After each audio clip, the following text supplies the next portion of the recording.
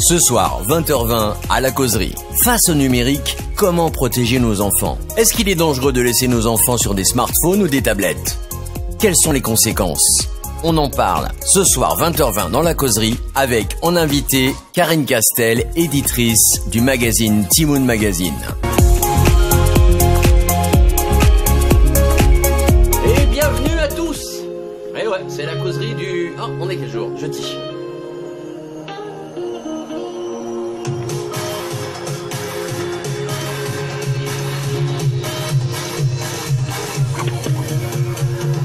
Alors bien sûr il y a la chaîne YouTube, il y a Facebook, il y a notre adresse email, les amis, c'est la causerie les amis @gmail.com. Et puis ce soir on a une invitée spéciale, elle s'appelle Karine. Alors au départ on va se dire vous, mais je pense qu'on va se dire tu très rapidement puisque nous sommes on va devenir amis. C'est l'éditrice du Timoun Magazine dont j'ai parlé hier et on va parler de nos enfants parce que c'est important quand même. Salut à toutes et à tous, bienvenue dans la causerie.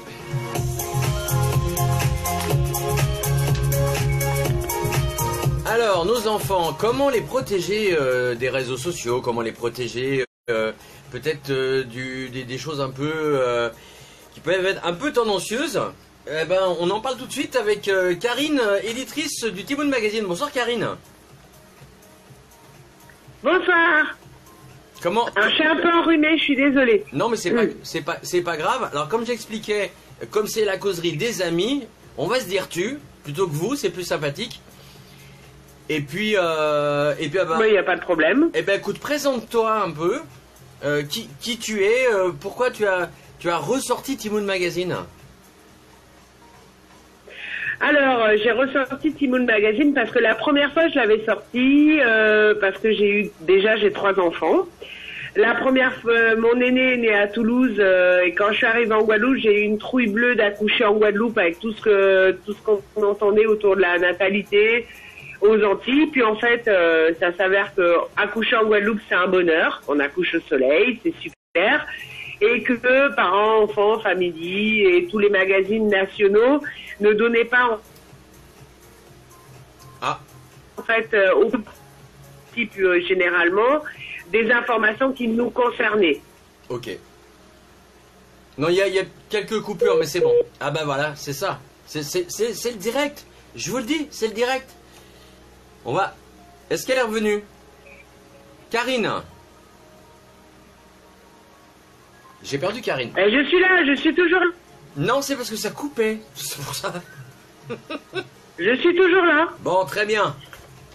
Ah, pardon. Non, il y a pas de mal. C'est que... Je suis toujours là.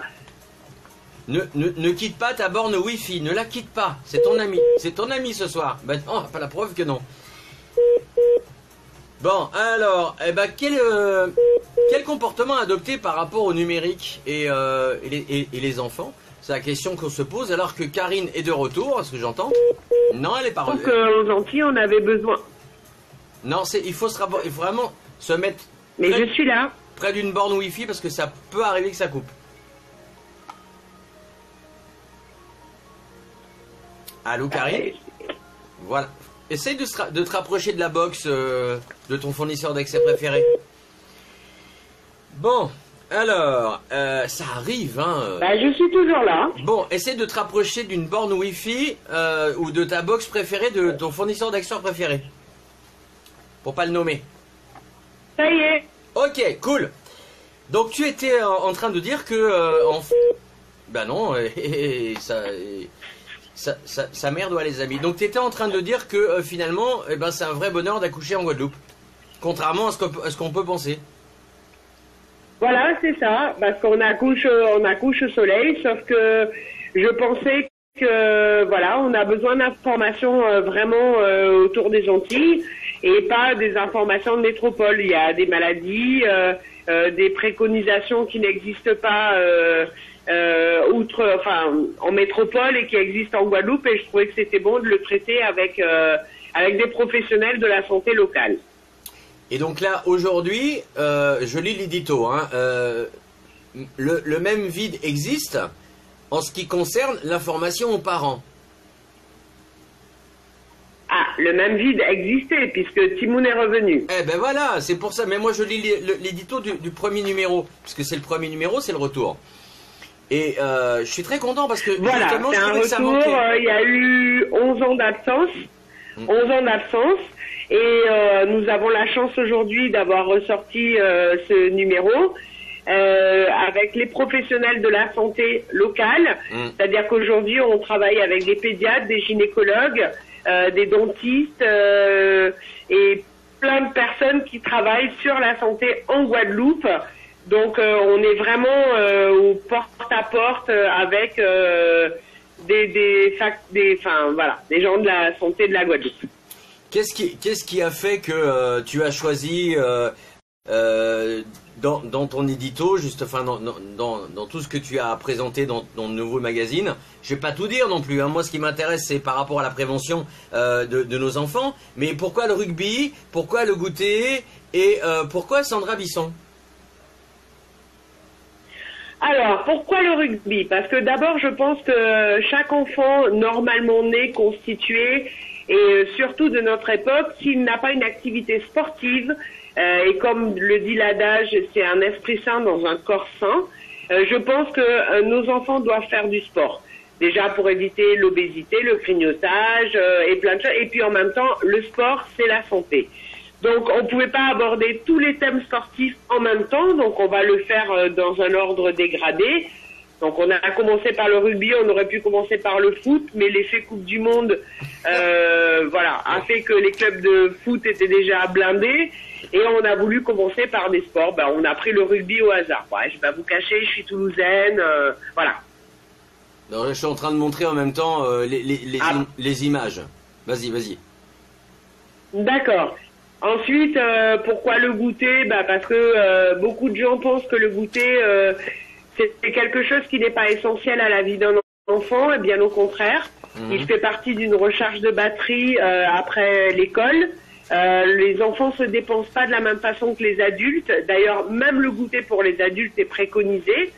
Et il faut juste montrer l'importance d'un goûter, qui est quand même 15% des apports nutritionnels dans la journée d'un enfant, et qui est très important parce qu'il évite justement les grignotages intempestifs entre le repas du midi et le dîner du soir, et il évite justement de se goinfrer au dîner du soir, parce que le dîner du soir c'est ce qu'on élimine le moins, puisque c'est juste celui avant d'aller se coucher. Donc voilà.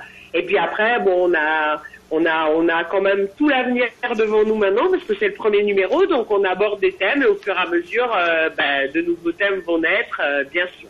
Ouais, parce que je vous avais bien commencé, l'alimentation à la grossesse, justement l'alimentation est au cœur de notre santé, faut pas l'oublier, et la santé aussi mentale de nos enfants.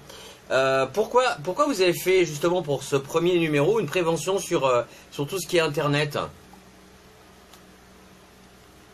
Alors, parce que justement, moi, je suis un combat, comme je vous ai dit. Donc moi, le Timoun Magazine était sorti de 2002 à 2007, et on n'avait pas à cette époque-là tout ce qui était l'accès à Internet. Enfin, nous, on l'avait pour des mails, mais c'était vraiment succinct. Et on n'avait pas cette génération d'enfants, justement, qui étaient axés tablette, Internet, jeux, etc., etc. Et je trouve qu'aujourd'hui, on a laissé à un moment le libre arbitre d'une génération quand Internet est arrivé. La tablette, on a offert tout ce qui, parce que c'était le nouveau monde, c'était la nouvelle génération, fallait le faire. Sauf que je pense qu'aujourd'hui, il faut faire un cadrage auprès des enfants pour pas faire une génération d'abrutis. Et au-delà de la génération d'abrutis, entre guillemets, hein, je pèse mes mots, je pense qu'à un moment, dans la vie d'un enfant, il y a un temps pour tout. Il y a un temps pour apprendre à parler, un temps pour lire, un temps pour jouer, et un temps pour évoluer, un temps pour faire du sport, un temps pour plein de choses. Et je trouve qu'aujourd'hui, on accorde bien trop d'importance, en fait, au numérique chez les enfants, parce que c'est facile, on rentre chez soi, on est fatigué, la mère travaille, à une époque, elle travaillait moins, donc on met l'enfant sur la tablette, sur les jeux, etc. Mais finalement, on partage moins de temps en famille, et on crée une génération d'addicts moi je pense personnellement qu'on crée une génération d'addicts qui du coup, d'un point de vue culturel, d'un point de vue littéraire, oublie certaines valeurs importantes, moi, à la culture et au développement de l'enfant. D'ailleurs, c'est ce qu'en pensent les professionnels de l'enfance, hein, qui alertent justement sur l'usage immodéré de ces tablettes et de ces smartphones. Voilà, et souvent je trouve que voilà, certains parents se disent tiens, ce soir c'est à manger, prends la tablette, c'est une facilité aussi parce que l'enfant dans ce moment-là, il est dans son monde à lui, et puis le parent fait autre chose. Aujourd'hui, on a perdu cette valeur de se retrouver ensemble et de se dire non, voilà, aujourd'hui, on est effectivement, de toute façon, on est aujourd'hui dans une nouvelle génération. Quoi qu'il arrive, on ne reviendra jamais à une génération d'il y a 20 ans, ou même moi, j'ai 48 ans aujourd'hui, où on lisait la bibliothèque rose, bibliothèque verte. Nous, les livres, c'était notre fond de réflexion. On jouait beaucoup plus à des jeux de société. Aujourd'hui, c'est de moins en moins. Les jeux de société, même aujourd'hui, sont mis sur tablette, etc. Mais je pense qu'aujourd'hui, il faut revenir à certaines valeurs de partage familial. Et ce partage familial, il est important de savoir faire un jeu de société, partager. Quand l'enfant rentre de l'école, lui demander ce qu'il a fait. Et aujourd'hui, c'est vrai que c'est une facilité. Et je peux le comprendre hein, pour des parents qui travaillent beaucoup, etc. Mais je pense qu'il faut savoir modérer, dire, voilà, aujourd'hui, effectivement, on est une génération, on vit avec le futur, on vit avec Internet, on vit avec les réseaux sociaux, on vit avec tout ça. Mais je pense qu'il y a un temps pour tout dans la vie. Donc il y a un temps où on peut accorder à ses enfants de passer un temps sur Internet, de passer un temps sur les réseaux sociaux, mais il y a un moment faut revenir à ces valeurs qu'on a nous et qui fait que voilà, ça fait partie aujourd'hui de la génération. Nous, quand on joue au Playmobil ou quand on faisait un jeu de cartes, aujourd'hui, eux, ils sont sur leur tablette, mais ça a un temps T. Et ce temps T, il est important de le mesurer pour ne pas arriver dans des excès et des enfants addicts et qui, à un moment, arriveraient à perdre une notion du temps ou même de la réalité. D'après toi, quel est le premier conseil qu'on pourrait donner aux parents qui sont un petit peu dépassés parce que les enfants sont sur la tablette, ils sont sur le smartphone et ils n'arrivent pas à lâcher cet objet et dès qu'on l'enlève, les enfants crient ou les enfants hurlent. Qu'est-ce qu'on peut leur dire à ces parents ? On peut leur dire à ses parents, déjà, la tablette, tout comme nous à l'époque, on avait droit, juste avant les informations, on avait droit à 5 minutes de dessin animé, parce qu'à l'époque, c'était avoir un dessin animé, on était content. Il faut que la tablette soit une récompense. T'as bien travaillé à l'école, t'as eu une journée difficile, t'as envie de passer 1 heure avec tes amis sur la tablette parce que tu joues en ligne, etc. Mais ça doit être une récompense et ça doit être un moment dans le temps mesuré. Voilà, un enfant qui va passer son temps sur sa tablette, va passer à table et toujours sur sa tablette et va continuer sur sa tablette, finalement va lui enlever au moment du coucher, va être déjà surexcité dans son cerveau, parce qu'il est toujours dans cette... dès qu'il y a une petite addiction, faut pas quand même se leurrer. On a ce côté un peu, on est dessus et voilà, on est quand même hyper émotif. Je pense qu'à un moment où les parents devraient dire, on t'interdit pas, et c'est normal parce que mon pote il joue à ci, ma copine elle joue à ça, et moi aussi je veux être en ligne avec elle. Mais je pense que aujourd'hui, comme à l'époque on autorisait un dessin animé 1 heure par exemple le soir, voilà, on rentre, on prend le goûter à la maison, on fait les devoirs, et puis voilà, le temps que maman prépare à manger, que papa fait autre chose, on t'autorise 1 heure sur ta tablette à jouer, on te coupe pas du monde, on te coupe pas tes copains de cette nouvelle génération, mais on t'autorise un temps T. Et ce temps T, il est important de le respecter, parce qu'à partir du moment où on le respecte plus, naît le caprice, voilà, c'est... Et puis on est dépassé parce que ma copine, elle joue 2 heures le soir. Et à un moment donné, les règles sont fixées par les parents. Et c'est les parents eux-mêmes de fixer les règles. Et à partir du moment où ils ont fixé les règles avec leurs enfants, je pense que une fois que les enfants ont accepté les règles seront basées et c'est terminé. Bon, alors, après, le caprice, il va durer 1 soir, 2 soirs, 3 soirs. Et puis au bout d'un moment, l'enfant va capituler fatalement puisqu'il est sous l'autorité. l'autorité parentale quand même. Bon, alors je te rappelle qu'on est en Facebook Live, donc il y a des personnes qui sont connectées avec nous.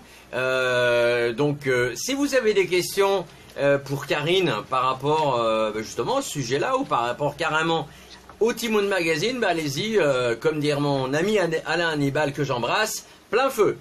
Alors, à partir de quel âge on peut commencer à donner une tablette à un enfant, selon toi? Et surtout, est-ce que cette tablette doit être connectable ou pas connectable à Internet? Alors voilà, justement, il y a l'histoire de la tablette et de la connectibilité. Après, on s'est renseigné, on a travaillé avec des psychologues, on a un petit peu fait le tour de la question. Je pense que de toutes les façons, un enfant avant 12 ans ne doit pas être connecté. Il n'y a aucune raison qu'il soit connecté. Connecté à 12 ans, mais à quoi connecté? À 12 ans, il rentre à peine en 6e, il rentre en 6e, il rentre en 5e. La connectibilité n'est pas importante. On va acheter, après c'est important, on peut donner une tablette avec des jeux éducatifs, on peut donner une tablette avec des jeux, il existe. Et je pense que avant 12 ans, une tablette, à moins qu'elle soit liée sans connexion Internet, elle est importante. Elle peut être ludique. Bon. Après, le problème, c'est qu'aujourd'hui... On vient d'avoir un souci technique, ça arrive. Je sais pas pourquoi, la connexion s'est carrément squeezée. Régine était en train de dire qu'elle était tout à fait d'accord avec ce que tu disais par rapport à la connectivité, le fait d'être connecté. Ouais, je sais pas, il y a eu un souci, les amis. La connectivité. Voilà. Donc toi, tu disais à partir de 12 ans. Mais en 6e, et les copains peuvent très bien dire, ouais, mais attends, les copains, ils ont Internet pour faire les recherches. Pourquoi je peux pas faire des recherches? Moi, je suis puni. Alors, non, la recherche Internet, c'est pas vrai. Quand on se penche réellement sur le collège, parce que à partir de 11 ans, on est considéré au collège, 6e, 5e, 4e, 3e, c'est pas vrai. La recherche sur Internet commence à la 4e. Et quand on regarde bien, les premières recherches demandées par les professeurs commencent vraiment 4e et à la 3e, beaucoup plus importante. D'accord. Mais 6e, 5e, il n'y a pas besoin de recherche. Je veux dire, on est dans une phase d'apprentissage de lecture, on est dans une phase d'apprentissage de langue, parce qu'en 6e, on rentre en apprenant, à moins, voilà ce que je disais, la connectibilité, on n'a pas besoin de connectibilité pour acheter un logiciel à son enfant, pour apprendre à parler anglais, par exemple. Mais on n'a pas besoin de se connecter sur Babel. Je veux dire, aujourd'hui, on n'est pas... les recherches commencent réellement en 4e, quand on commence à faire des choix déjà de théâtre, il y a plein de petits choix qui se font à partir de la 4e. Mais je pense qu'avant la 4e, une connectibilité à Internet est inutile. Et puis, à Internet, c'est pareil, c'est l'ouverture à tous les dangers.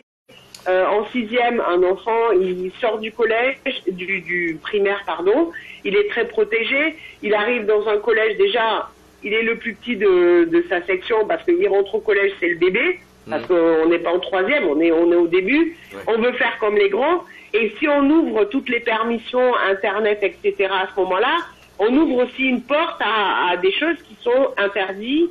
Je pense qu'ils vont pas faire de bons adultes. Parce qu'on va aller sur les Facebook, les trucs, les vidéos qui sont pas bonnes, qui sont pas belles. Et on va faire une génération, en fait, quelque part, qui sera dictée par ce qu'il voit sur le web, alors que en 6e et 5e, il a rien besoin de voir. Pour l'instant, il rentre au collège, il a besoin d'apprendre, il a besoin de s'enrichir, il a besoin de faire de nouvelles connaissances, il a besoin déjà de passer de l'étape du primaire au collège, donc il devient grand. Il va faire son excès de croissance d'ailleurs à la fin de la 5e en général. À la fin de la 5e, les garçons en général et les filles grandissent à ce moment-là, mettent de la poitrine. Quand on les voit en 6e, et quand on les voit en 3e en sortant, on a un bébé qui rentre et on a une jeune femme ou un jeune homme qui sort, qui rentre au lycée après. Totalement. Donc à un moment donné, il ne faut pas mélanger ce monde de pré-adultes qui ne sont pas, à mon avis, prêts à faire d'un coup. Ils rentrent déjà au collège, ils n'ont pas besoin de tout ça.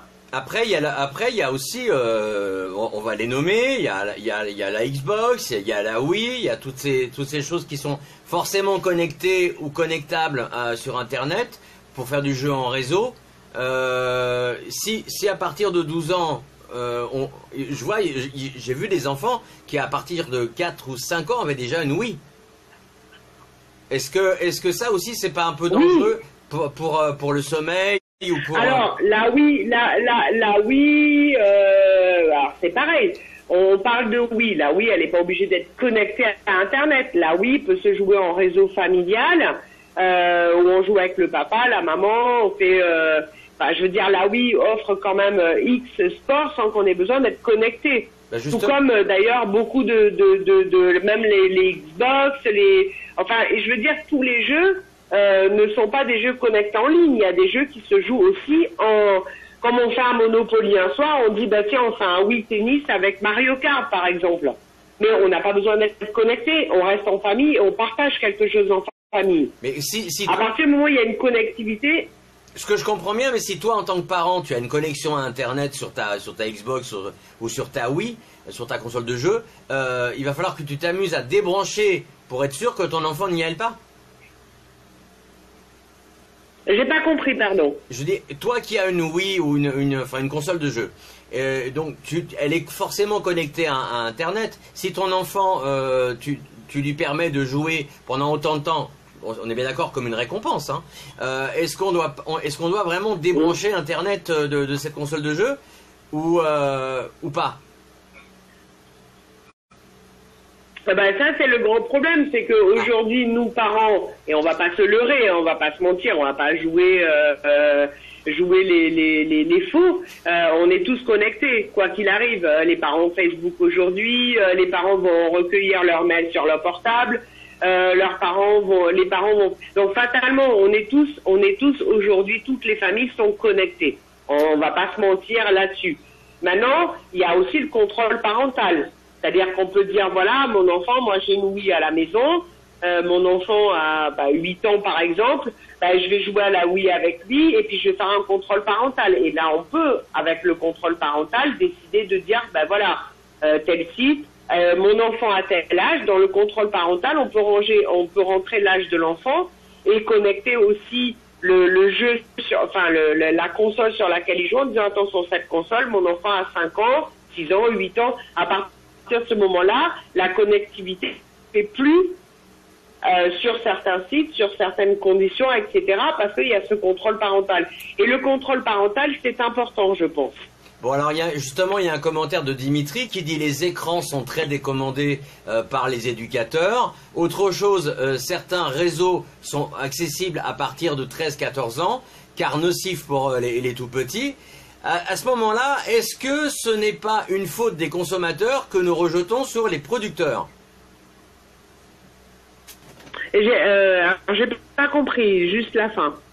Ok, à ce moment-là, est-ce que ce n'est pas une faute des consommateurs que nous rejetons sur les producteurs? C'est-à-dire sur les boîtes qui font des jeux, qui font...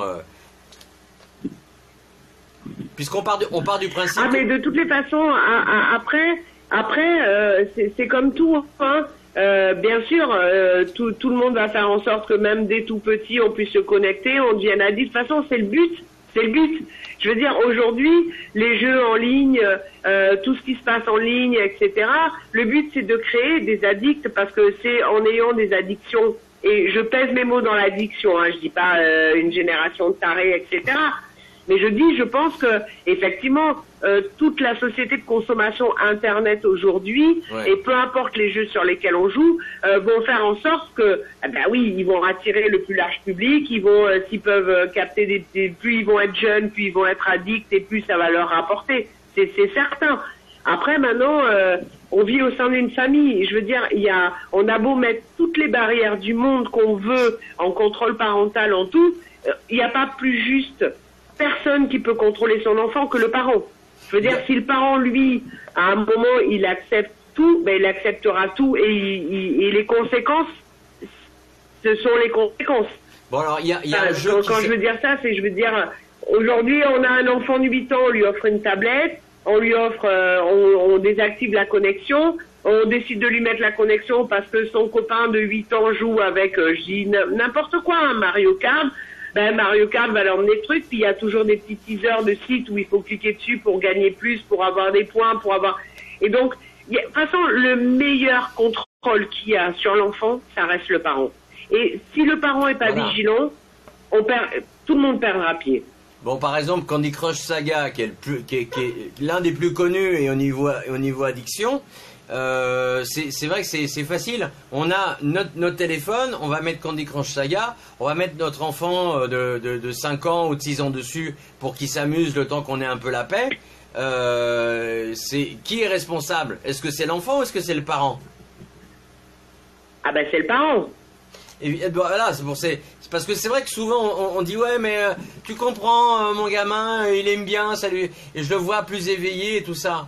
Est-ce que vraiment ça parce que c'est vrai que les jeux se sont de plus en plus ludiques hein, il faut pas se leurrer, mais où est vraiment le moment où on doit dire stop? Ah ben ça, après le moment où on doit dire stop, c'est le moment où on voit que l'enfant commence à être dépendant et vraiment dépendant. C'est-à-dire? Alors moi, je suis toujours en train de dire à mon fils, Mathieu, t'es un enfant addict, t'es un enfant addict. Ce que j'aime chez mon fils, et souvent il me dit non maman, je suis pas addict, et c'est vrai. Je le rejoins parce que Mathieu bosse déjà beaucoup pour son école, il est en première S, il bosse beaucoup, il fait énormément de sport. Déjà, il est très investi, en plus il est éducateur sportif, etc. Et derrière, ce temps qui s'accorde au jeu est un temps qui le délivre quelque part du stress de l'école, du stress de l'éducateur, du stress du sport, etc. Mais il s'y accorde le temps. Et d'ailleurs, maintenant qu'il est rentré en première, je le trouve déjà beaucoup plus travailleur, et parce qu'il arrive à faire la part des choses. Et à partir du moment où les enfants arrivent à faire la part des choses, il faut que les parents sachent quand un enfant ne peut plus faire la part des choses, un parent, faut qu'il ait... Comme je disais, hein, un parent, c'est le meilleur contrôle qu'il y a sur le web et les dérives virtuelles, c'est le parent. Personne d'autre personne d'autre ne peut faire mieux que le parent, quoi. Je comprends bien. Donc on a décidé que parce que le copain il était sur internet, ben il y a peut-être des parents qui font pas attention et l'autre il va lui dire oui, bah rien, il va. Et puis il y a une chose qui est très importante et vraiment dans l'éducation, et ça je rejoins, que ce soit pour les jeux vidéo, que ce soit pour le net, etc. Chaque âge a ses plaisirs. Ah. Souvent, et je le parle même là pour... chaque âge a ses plaisirs. Aujourd'hui, souvent, on a un enfant qui a 1 an, c'est Noël, on va lui acheter un petit truc pour 18 mois en disant dans 6 mois il jouera avec. Mais c'est pas vrai.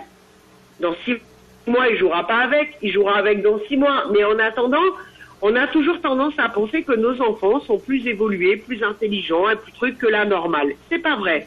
Quand on dit un jeu, même un jeu virtuel, hein, je parle d'un jeu virtuel sans connectivité, il est pour un enfant de 3 à 4 ans, il est pour un enfant de 3 à 4 ans. Il n'est pas pour un enfant de 2 ans.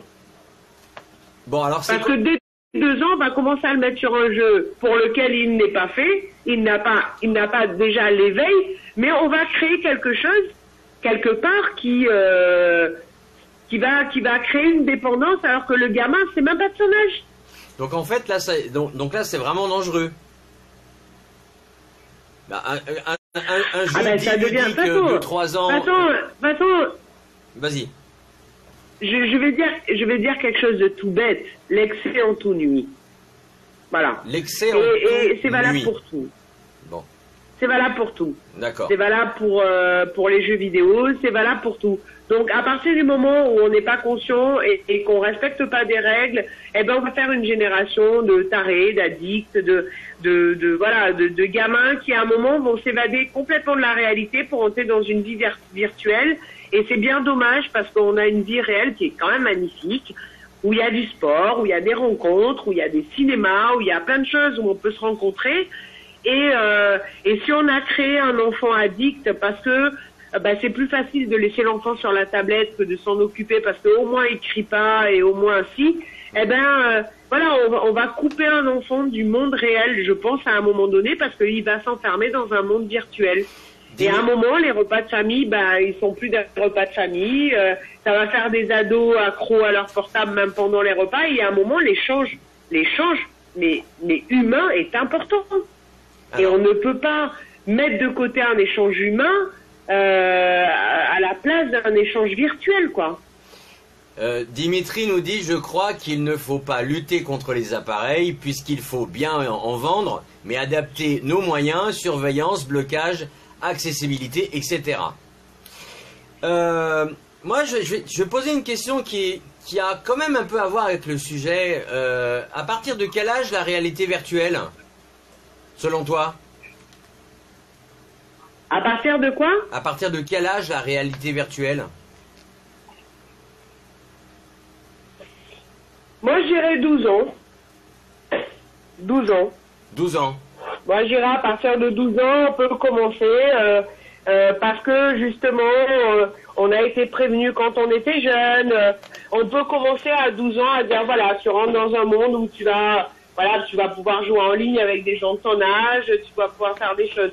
Mais avant 12 ans, mais quel intérêt avant 12 ans? Avant 12 ans, on est un enfant, on est un bébé, on est... Je sais pas, moi, 12 ans, et même, nous, on l'a pas connu, hein. Moi, personnellement, j'ai jamais connu Internet, quoi. Par contre, j'ai connu la bibliothèque rose, la bibliothèque verte, voilà, mon frère jouait au Lego à l'époque, on jouait au Lego, on jouait au Barbie, et on avait une imagination débordante. Je veux dire, d'un rien, on faisait notre journée.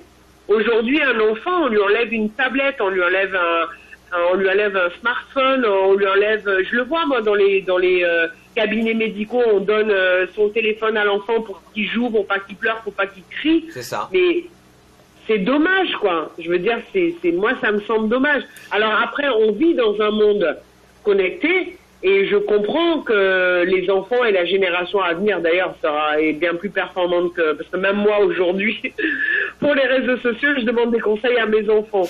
Mais il y a un moment donné, je me dis, il faut que les enfants restent connectés à la réalité de la vie, l'échange. Un repas en famille, on poste tous les tablettes, les téléphones, les portables, etc.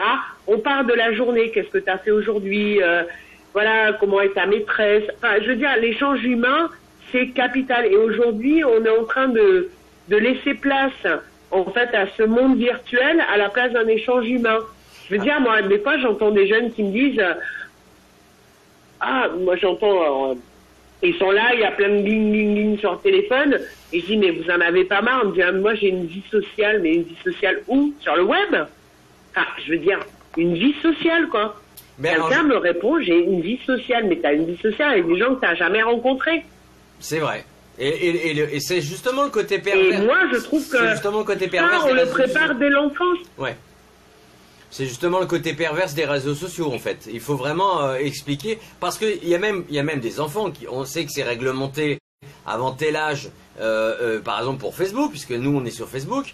Les enfants mentent pour créer un faux compte et mettent une image d'un adulte pour avoir la paix, comme ça les parents, avec un faux nom, et etc.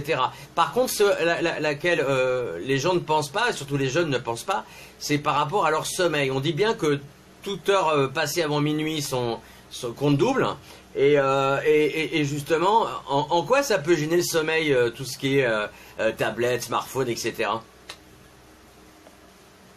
Parce que je pense que c'est comme toute addiction, à un moment ça déclenche c'est comme un joueur, un adulte qui est joueur, il va être joueur, il va vouloir jouer de l'argent, au tarot, au poker, etc. Donc ça déclenche quelque part une adrénaline et ça donc du coup ça dégage quelque part chez l'enfant déjà une forme d'addiction parce que ça lui déclenche un côté d'adrénaline dont il va avoir besoin et ça devient un manque après de pas le faire. Alors après, par contre, il y a une différence entre... Je vais vraiment faire quelque chose de sincère. Moi, je suis une génération qui n'a pas du tout été connectée.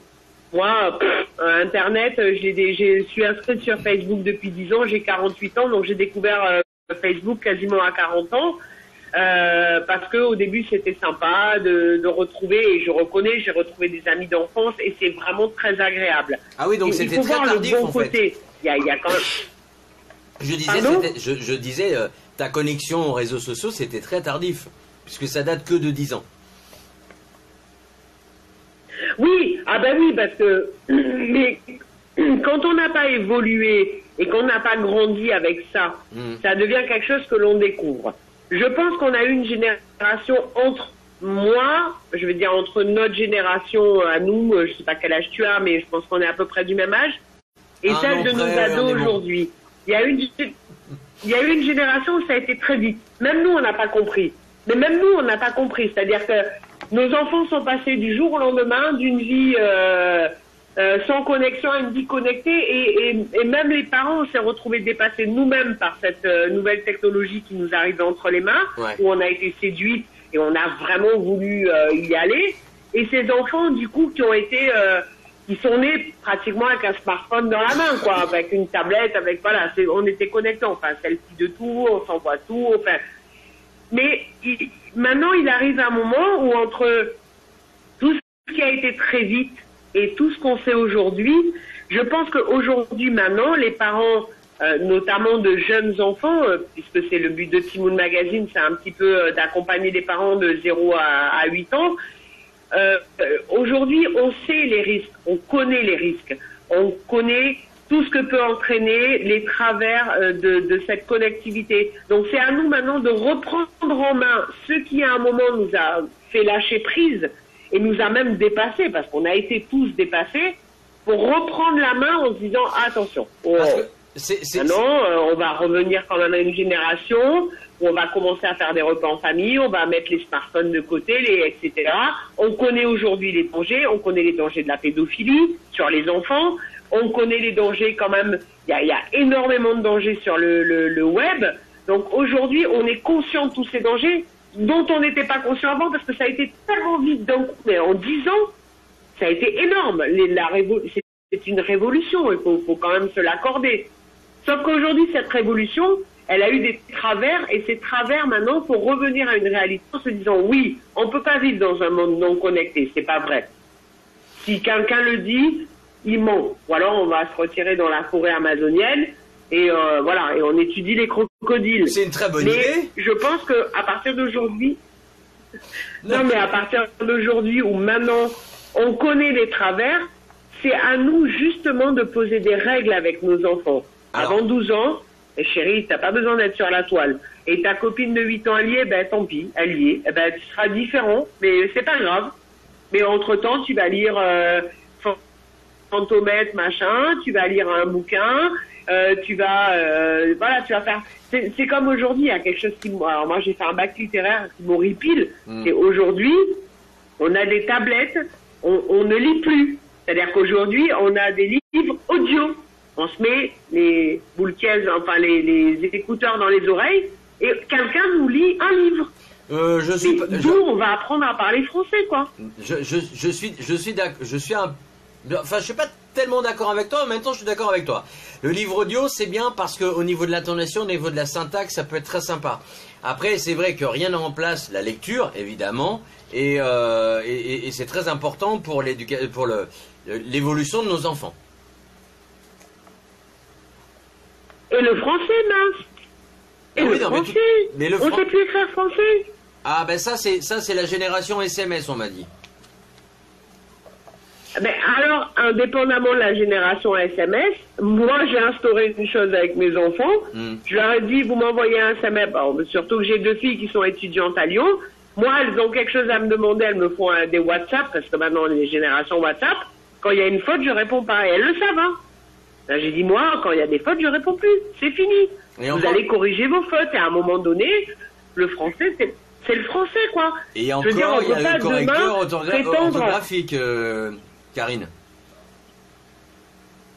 Je suis là, j'ai pas compris, excuse-moi. Je dis, il y a encore le correcteur orthographique. Donc, c'est pas possible c'est pas pensable de faire des fautes, quoi. Enfin, il y a certaines personnes, tu leur enlèves le T9, c'est pire, hein. Mais alors, justement, le premier réflexe qu'on a, c'est de dire « Ok, Google ». Et est-ce que, justement, qu'est-ce qu'on doit... par exemple, si on va dire, c'est tout à fait possible d'avoir une maison totalement connectée, avec une domotique et tout ça, et à partir de 8 ans, on apprend à l'enfant à dire, voilà, tu fais allumer les lumières de la cuisine, tu fais allumer la télé, tu fais l'éteindre, etc. Justement, là, est-ce que c'est une avancée technologique ou est-ce que c'est un recul humain? Ah, voilà, c'est une bonne question, parce que là, ça n'a plus rien à voir avec les enfants et le numérique. C'est une avancée technologique, fatalement, mais c'est un recul humain aussi, fatalement, parce que le jour où ton truc est tombé en panne et que tu dis la porte s'ouvre et la porte elle s'ouvre plus, t'as pas la clé, t'as pas la clé. Donc on revient toujours au rudiment. Rien ne vaut quand même quelque chose de réel et de concret. Alors ça a à voir quand même avec l'enfance et la petite enfance. Ça a à voir quand même avec l'enfance et la petite enfance, parce que dès le plus jeune âge, on apprend aux enfants. Mais avant de dire papa maman, je dirais presque maintenant, on apprend plus aux enfants à dire OK Google que papa maman, parce que c'est vrai que l'enfant répète ce que dit l'adulte. C'est pour ça qu'il faut faire attention. On est d'accord. On est entièrement d'accord. Surtout on est en mode entièrement apprentissage. d'accord. Ouais. Bon, c'est vrai que moi aussi je fais souvent OK Google, je reconnais, parce que c'est facile de dire on cherche quelque chose, OK Google, mais après OK Google, moi chez moi j'ai l'encyclopédie. C'est vrai qu'on va plus dans les livres aujourd'hui parce que c'est devenu une facilité. Ouais. Et puis après, le OK Google n'est pas une vérité non plus. Aujourd'hui, nous, on avait une encyclopédie. Moi, je me rappelle quand je faisais des exposés, j'ai fait littéraire. Quand je faisais Victor Hugo, par exemple, on faisait des exposés. On allait sur tout l'univers, on allait sur des bouquins, on lisait, aujourd'hui, on fait un OK Google, on va sur Wikipédia, mais même ce qui est sur Wikipédia, parfois c'est faux. Ah, ben voilà. Il y a des fautes, il y a des faits qui sont pas bons, enfin, c'est pas, voilà, mais bon, après, maintenant, on n'a plus le choix. Aujourd'hui, je veux dire, les enfants vont vivre avec ça et c'est à nous de nous adapter à cette forme de culture que les enfants vont avoir maintenant. Alors, maman, tu dis que ça c'est pas vrai, OK Google, est-ce que, voilà. Alors que nous, on va dire qu'à cette époque, on a vécu ci, on a vécu là, on l'a vécu avec des mots, on l'a vécu avec des livres, on l'a vécu avec notre histoire. Mais si OK Google n'est pas d'accord, OK Google n'est pas d'accord. Mais pourtant, ça sera pas la franche vérité. Comment adopter ce... Et ça, on est déjà dans un public plus grand que... Enfin là, je parle d'ado. On n'est plus dans l'enfance, là. On est dans l'adolescence, là, déjà. Alors, justement, dans la petite enfance et jusqu'au préado, puisque ce magazine s'intéresse justement à cette tranche d'âge, comment adopter une attitude responsable par rapport aux nouvelles technologies et surtout au niveau des applications? Alors, moi, après, c'est moi, je suis pas le maître du monde non plus et je suis pas, le grand gourou de tout. Je pense qu'aujourd'hui, on a traversé très rapidement une période qui nous a dépassé, de l'internet, de la connectivité, de tout. Il y a des gamins qui ont 10 ans, 12 ans, qui ont des comptes Facebook parce qu'ils se mûrissent, ils se vieillissent. Parce qu'il suffit de rentrer une date de naissance et puis voilà, et puis Facebook le prend. C'est ce que je pense qu'à un moment, les parents doivent se dire, aujourd'hui, on sait qu'on a été dépassé. On sait que ça a été plus vite que nous. Et c'est pas de notre faute, c'est la vie qui a été plus vite. Tout a été plus vite. Et même nous, on n'a pas pu le contrôler en tant que parents. Même nous, déjà, en tant qu'adultes, on s'est même laissé déborder par les Facebook, les réseaux sociaux, etc. Mais il faut revenir aujourd'hui en se disant, bon voilà, on a vu que ça a donné, on a vu les dangers, on a vu les risques, donc revenons maintenant à des valeurs où on ne peut pas vivre dans un monde qui n'est pas connecté, mais on peut préparer nos enfants à y entrer en lui faisant une éducation. Donc toi, avant 12 ans, écoute, moi, ton copain de 8 ans, il a beau jouer sur le web, toi, tu joueras pas. Alors oui, on est aujourd'hui dans une génération, on va jouer à la Wii, on va jouer à ci, mais on connecte pas l'enfant. Après 12 ans, il rentre, comme je disais tout à l'heure, il est dans le collège, il rentre déjà dans un monde où il y a les réseaux sociaux, il y a il faut le préparer à ça. Tant qu'il n'est pas prêt, aujourd'hui on n'était pas prêt. De toute façon, ça a tellement été vite que personne n'était prêt à vivre cette révolution vraiment Internet, quoi. Je le pense sincèrement. Donc on s'est retrouvé avec des viols, des trucs, enfin des pervers, des ci, des là, parce que ça a été la porte ouverte à tout. Mais c'est pas parce que les parents ont été laxistes, c'est parce que les parents comme les enfants, on s'est tous retrouvés à un moment donné dans quelque chose qui nous a tous dépassés. Même nous, parents, je le reconnais. Moi, je suis contente, les miens sont grands. Donc, j'ai pas eu à vivre avec eux les 8 ans en leur disant attention, là, tu vas pas. Nous, on avait la Nintendo, là, déjà, ils étaient sur la. Mais ils étaient pas connectés, ils jouaient à la Nintendo, quoi. Eh oui, Alors, justement, tout ce qui est, on va dire, de 4 ans jusqu'à 12 ans. Comment on sait quelle application ou quel jeu peut être bon pour notre enfant et adapté, parce que nous on connaît plus notre enfant que le concepteur de jeu.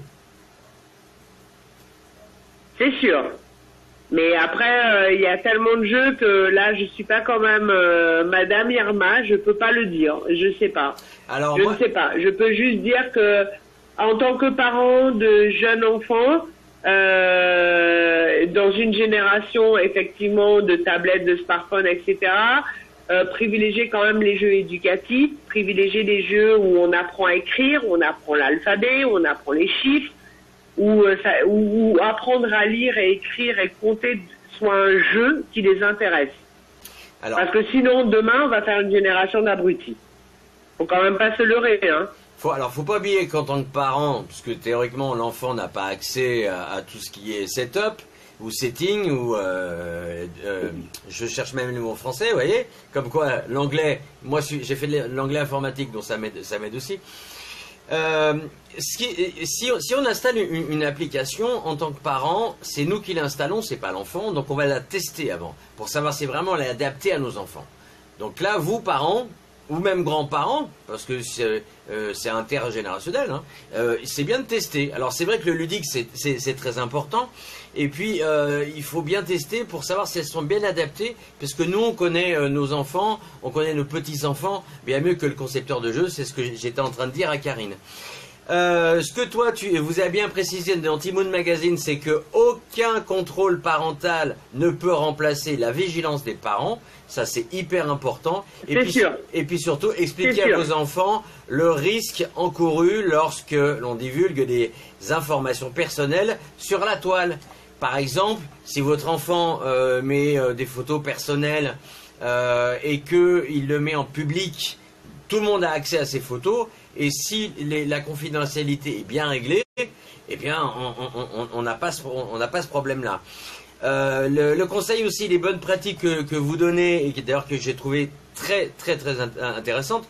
Les bonnes pratiques sont tout simplement déjà le bon sens, et puis placer l'ordinateur ou la tablette dans le salon, à la vue de tous, décider les plages horaires dédiées à l'utilisation des écrans et du web. Mettez les tablettes et les téléphones à charger le soir dans le salon pour éviter l'éveil tardif. Moi je dirais même dans votre chambre, à vous en tant que parent ou grand-parent, hein, c'est aussi valable. Et puis pour éviter surtout l'éveil tardif, et puis le fait que les écrans inondent tout ce qui est globe oculaire, cerveau. Et du coup, on a un moins bon sommeil. Alors, je voulais en venir à l'histoire du globe oculaire. Ah. On n'en a pas, malheureusement, on n'en a pas parlé sur le magazine, et ça, je le regrette amèrement, parce qu'il y a eu de nombreuses émissions sur le fait que la vue est altérée, parce que quand on est dans le noir et qu'on joue sur une tablette et qu'on a, c'est vraiment une luminosité qui est à part. Et vraiment, ça altère la vue des enfants. Et ça, il faut en être conscient, des enfants et des adultes, pareil. C'est-à-dire que aujourd'hui, un enfant qui, dès le plus jeune âge, va jouer avec sa tablette dans le noir, peut à 40 ans rencontrer des problèmes de vue graves et voire mener à la cécité de la vue. Et notamment, il y a eu Alors je ne me rappelle plus, je suis désolée de la personne qui en a parlé, mais il y a quelqu'un de connu qui en a parlé en disant qu'elle a à un moment perdu momentanément sa vue parce que le matin elle se réveillait, elle était sur son téléphone pour voir ses mails, elle était sur ses... Et effectivement, c'est une notre œil n'est pas fait pour être agressé dès le matin ou dans la nuit à regarder quelque chose qui ne lui convient pas. On reste des êtres humains. Mais déjà... On reste des êtres humains, on reste avec un environnement naturel dont on a besoin. À partir du moment où on altère cet élément naturel par des éléments qui sont surnaturels entre guillemets, donc des LED, des écrans, etc. Fatalement, on va nuire à ce que la nature nous a donné, puisque on n'est pas fait pour ça. Bon, Marie, je lis bien, je lis bien ce que tu dis. Simplement, j'ai pas eu le temps de le lire. Marie nous dit à la place qu'ils soient sur leur tablette, il faudrait leur apprendre déjà le respect. Mais là, on parlait des tout petits jusqu'à l'âge de 12 ans. Du coup, oui, donc il faut alors installer un contrôle parental. Est-ce que vraiment c'est important ou pas ce contrôle parental? De toute façon, il n'y aura pas meilleur contrôle parental que celui des parents. Parce que moi, le contrôle parental, je crois que je l'ai chez moi, mais j'en sais rien du tout parce que bon, j'ai un ado à la maison qui a 17 ans, donc je ne sais plus ce que c'est. Donc oui, je pense qu'il y a un contrôle parental qui se fait pour à partir de 16 ans, 14 ans, en fonction des enfants qu'on a à la maison. Mais ça, je pense que c'est le fournisseur d'accès ou surtout à la télévision, etc. Qui va le donner, mais je pense que le contrôle parental, il peut pas être mieux que les parents. Vous allez sur un site pornographique. Je vous dis honnêtement, j'ai fait le test. Vous allez sur un site pornographique. On vous dit, pour entrer dans le site, vous certifiez d'avoir plus de 18 ans. Vous mettez OK. Est-ce qu'on vous demande votre photo d'identité, votre passeport, etc. Et non. On vous demande rien. Bah non. Vous mettez juste OK. OK. Et à partir du moment où vous mettez OK, vous avez accès à des sites pornographiques. Donc je trouve que un contrôle parental, ça sert à quoi? Ça sert à rien. Strictement. Parce que à partir du moment où on a Internet à la maison, on peut avoir un contrôle parental télévisuel, mais on peut pas avoir un contrôle parental via le net. C'est pas possible. C'est pas possible. C'est vrai qu'avec un fournisseur... Votre enfant, à partir du moment où il est connecté à la box style Canal+. Attends, à partir du moment où il est connecté, il fait ce qu'il veut. Alors, c'est vrai qu'avec Canal+, c'est bien pratique, ou la box d'Orange, parce que si on rentre un code parental et qu'ils estiment que le programme n'est pas fait pour eux, ça c'est formidable. Mais rien n'empêche que l'enfant voit le code que vous avez fait sur la console et le répète pour avoir accès. Faut pas oublier que nous on a été aussi enfants. Non mais attends, nous aussi on a été enfants, nous aussi on a essayé de bouger. Vas-y Karine. C'est là où je dis, un contrôle parental télévisuel est beaucoup plus facile, parce que un contrôle parental télévisuel, quand vous recevez votre box Orange, ou peu importe la personne que vous, vous rentrez votre code parental, vous dites voilà, moi j'ai des enfants de... C'est pour ça que j'ai dit le télévisuel, il est facile. Orange, c'est super ce qu'ils font, parce que on arrive, on a notre box Orange, on arrive, on dit on a un enfant de 12 ans, etc. Voilà, il y a un code, les enfants, tout ce qui est en dessous de 12 ans, ils peuvent pas le voir. Il n'y a pas qu'Orange, c'est vrai. C'est ce que je dis, le contrôle parental télévisuel. Non mais je dis il n'y a pas qu'Orange. SFR le fait, Canal+ le fait, le câble le fait, tout le monde le fait. Tout le monde le fait. Voilà. C'est ce que j'ai dit tout à l'heure. J'ai dit le contrôle parental télévisuel est facile. Mais le contrôle parental par le net, il n'est pas facile. À partir du moment où vous avez un gamin qui a une tablette qui est connectée à Internet, il va taper www.youporn, je dis pas, mais je le pense vraiment. Vous avez plus de 18 ans, il va dire oui. Qui va le contrôler? Allez tous sur YouPorn. Allez hop, il y a une soirée YouPorn après. Non mais j'ai bien compris. On va peut-être éviter de citer tous les sites en question. Mais c'est vrai que YouPorn, il est visité en plus. C'est non mais je dis YouPorn parce que c'est le seul nom que je connaisse, quoi. Mais parce que ce que je veux dire, c'est que justement, quand on est sur le net. Attends, il y a eu justement un sondage. Quand un gamin peut regarder la télé. Bon. Quand un gamin veut regarder la télé, ses parents ont mis un contrôle parental de télé à 12 ans. À partir de 12 ans, tu mets un code, sinon tu ne vois pas la télé. Ok. Carrément. Mais quand lui, il a une tablette connectée, il n'y a pas de contrôle parental sur la tablette connectée. Il n'y en a pas. Alors, justement, par rapport il dit qu'il a plus de 18 ans sur quelque chose. Le site va lui dire ok, tu as plus de 18 ans, tu cliques oui, et puis il a accès à tout. C'est là où je dis qu'il n'y a pas meilleur contrôle parental que les parents. France Info est allé dans les cours. Et qu'à un moment. Je peux en placer une, Karine? Merci. France Info est allé dans des cours d'école et poser des questions. Enfin, c'est une émission de France Info qui a posé la question aux enfants. Pour vous, est-ce que c'est facile d'aller voir du contenu pornographique? Ils répondent oui. Et la première réponse que les gamins répondent, c'est YouPorn. Donc c'est vrai que c'est inquiétant pour des gamins qui sont âgés de 13 à 18 ans. En sachant que, on est bien d'accord, la législation n'a pas changé. Tout ce qui est sexe, c'est à partir de 18 ans. Il n'y a pas de dérogation. Là, on parle pas de majorité sexuelle ou autre. Bon, et ben... Et après, on se demande pourquoi on a une... Non, vas-y. Pardon. Non, vas-y. Je disais, après, on se demande pourquoi on a une génération de gamins de 14-15 ans qui veulent brûler les étapes parce qu'ils ont vu des choses qui n'étaient pas pour eux. Je veux dire, chaque âge a ses plaisirs et chaque enfant doit grandir avec son âge. Peu importe l'âge qu'il a. Je trouve on a tous une place à l'enfance. Et l'enfance doit évoluer en fonction de nos besoins et de nos envies et des enfants. Donc quand on a 6 ans, on doit avoir une place avec des jeux de 6 ans, avec une vie qui s'ouvre à nous, à 8 ans pareil. On ne doit pas brûler les étapes. Et la seule façon de ne pas brûler les étapes, c'est que les parents contrôlent. Eh ben, écoute, merci beaucoup. Donc je vous rappelle que... c'est l'éditrice de Timoun Magazine. J'ai une question. Timoun Magazine est disponible aussi en Martinique? Non, Timoun Magazine sera livré en Martinique à partir du mois de mars.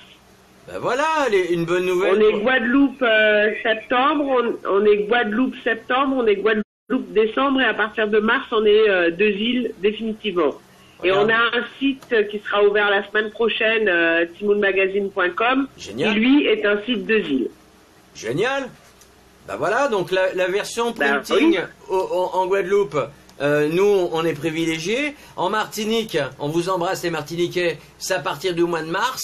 Et sinon, dans une semaine, il y aura directement le site internet que tu nous rappelles. Karine ? timounmagazine.com. D'accord. timounmagazine.com. C'est un peu endormi, je pense que ça doit être l'heure. Allez, 21h17. Ah non, je me suis pas endormi. Ah non, je me suis pas endormi. Bon, écoute, 21h17, comme à l'accoutumée, Marius fait sa conclusion. Je te laisse faire ta conclusion à toi. Ok. Bah vas-y, vends ton magazine. C'est moi qui fais la conclusion. Non, c'est Marius qui fait la conclusion ou moi? Non, c'est toi qui fais la conclusion. D'habitude c'est Marius, mais là c'est toi qui est avec nous. Donc fais la conclusion. Je vous remercie de m'avoir invité sur cette émission. C'était très intéressant. J'espère que ça vous aura apporté beaucoup à vos parents. Et surtout, lisez Timoun Magazine parce qu'on est là pour vous apporter des conseils, des idées et vous aider à vous épanouir en tant que parents, futurs parents et vos enfants. Voilà.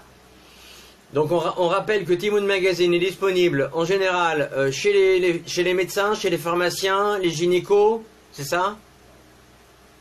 Voilà, c'est ça. Pédiatre, gynécologue, pharmacie, magasin de périculture, tous les magasins de périculture, magasins de jouets, et puis On va sortir dès le deuxième numéro. Tous ceux qui veulent être dépositaires de Timoun Magazine pourront nous demander ou de le recevoir chez eux, ou de le recevoir dans leur crèche, leur établissement, etc. Mais que dire de plus? C'est magnifique, c'est génial. Eh ben, Karine, tu raccroches pas, on parle en antenne.